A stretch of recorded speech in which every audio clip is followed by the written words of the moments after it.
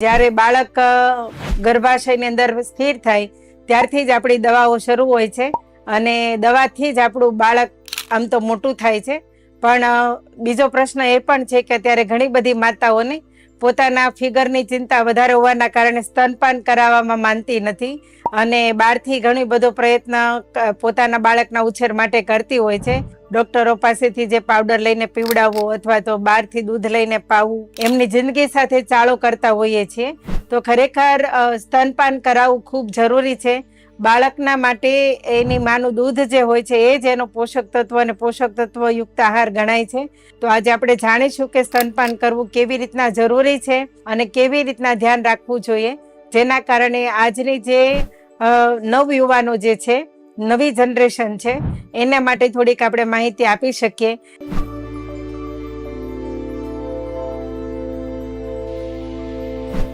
એમાં સૌથી પહેલું ધ્યાન છે કે દરેક જે નવજાત શિશુની માં હોય છે એમણે પોતાના સ્વાસ્થ્યનું ધ્યાન રાખવું ખૂબ જરૂરી છે. કેમ કે માં નિરોગી હશે તો જ બાળક નિરોગી રહેવાનું અને એના માટે જરૂરી છે કે પોતાની લાઈફસ્ટાઈલને એક્ટિવ રાખવી, એટલે કે કમસે કમ 30 મિનિટ ચાલવું કે કોઈ નાની મોટી કસરત કરવી, પણ આવું વ્યાયામ, હળવું વ્યાયામ કરવું પણ જરૂરી છે.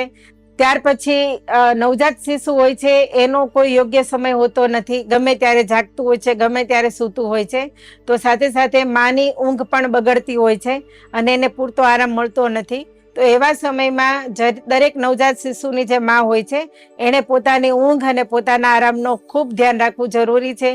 જ્યારે બાળક જાગે ત્યારે જાગવું અને બાળક સૂવે ત્યારે સૂઈ જવું, અને આવી રીતના પોતાના ઊંઘને અને પોતાના આરામને મેન્ટેન કરવો ખૂબ જરૂરી છે, જેના કારણે એ માતાની અંદર સ્ટ્રેસ ઉત્પન્ન ન થાય. બાળક સ્તનપાન કરતું હોય ત્યારે ગમે ત્યારે આજુબાજુમાં અયોગ્ય વ્યવહાર થતો હોય તો એ સમયે માએ ત્યાંથી દૂર જતું રહેવું જોઈએ પોતાના બાળકને લઈને.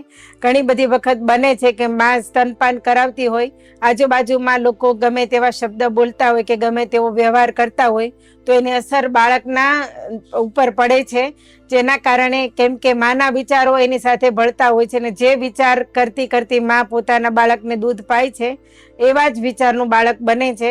અને એક આહારનો નિયમ છે કે જેવું ખાઈએ અન્ન તેવું થાય મન.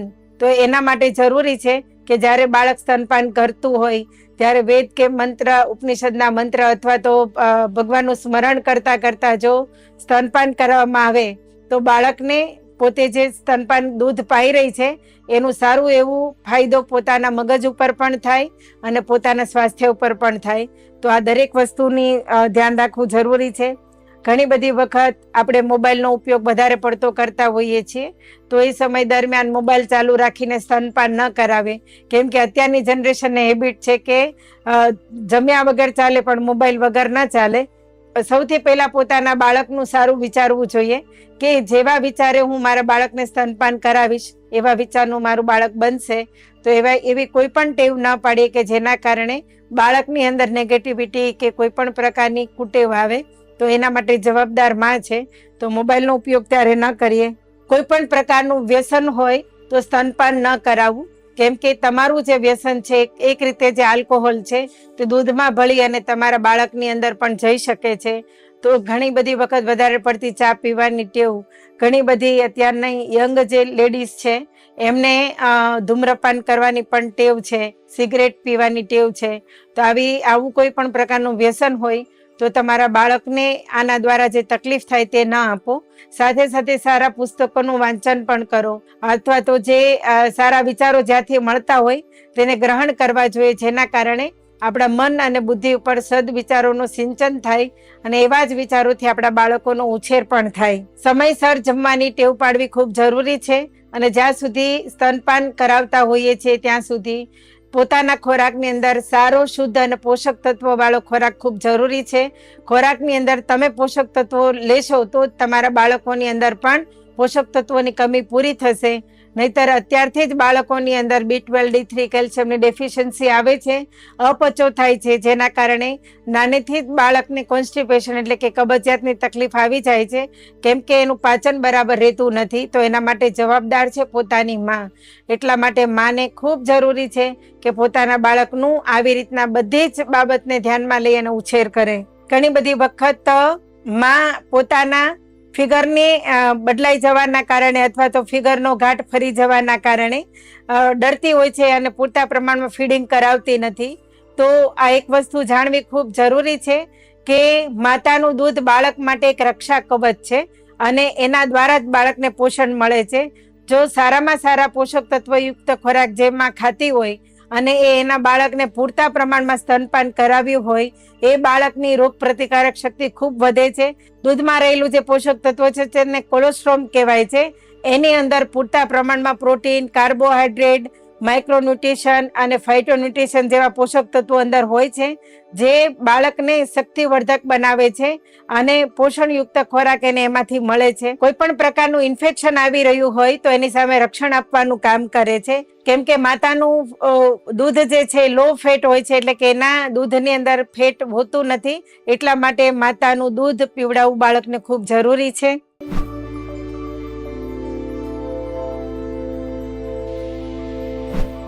તો ખાસ કરીને સૌથી પહેલું ધ્યાન છે સ્વચ્છતાનું.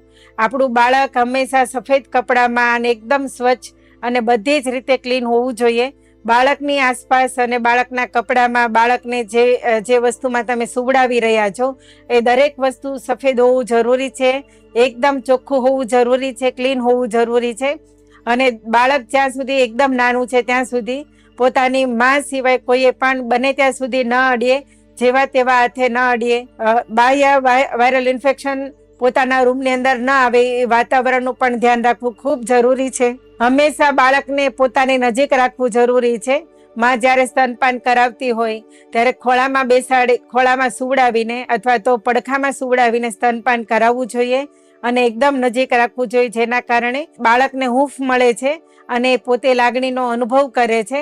ક્યારેય પણ બાળકને ચમચીથી કે બોટલથી દૂધ પાવાની ટેવ ન પાડીએ, કેમ કે સૌથી મહત્વનું કંઈ હોય તો તે માનું દૂધ છે. અને જ્યારે આવી ખરાબ ટેવ પાડીએ છીએ ત્યારે જ્યારે માની હૂંફની જરૂર હોય છે, માની જે પ્રેમની જરૂર હોય છે તેને મળતી નથી.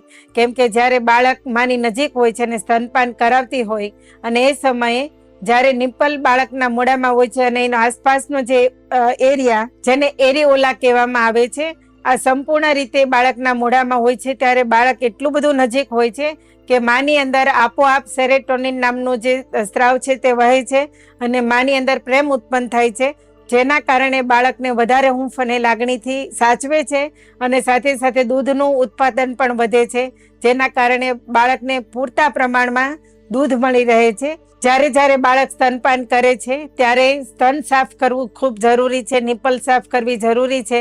અને જ્યારે બાળક સ્તનપાન કરી દે ત્યારે એના હોઠને લૂછવા ખૂબ જરૂરી છે, મોઢુંને લૂછવું જરૂરી છે અને સાથે સાથે સ્તનને ધોવું પણ જરૂરી છે. કેમ કે જેમ વાસી ખોરાક બગડે છે એવી જ રીતના નિપ્પલ પર ચોટેલું દૂધ અને બાળકના મોઢા પર ચોટેલું દૂધ એ પણ એની અંદર બેડ બેક્ટેરિયા બનવાની શરૂઆત થાય છે. જ્યારે બાળક સ્તનપાન કરી લે ત્યારે એને હળવેકથી ઊભું કરી અને પોતાના ખભા ઉપર હળવા હૂંફ સાથે ઊભું રાખવું જરૂરી છે અને પીઠ થાબડવી ખૂબ જરૂરી છે.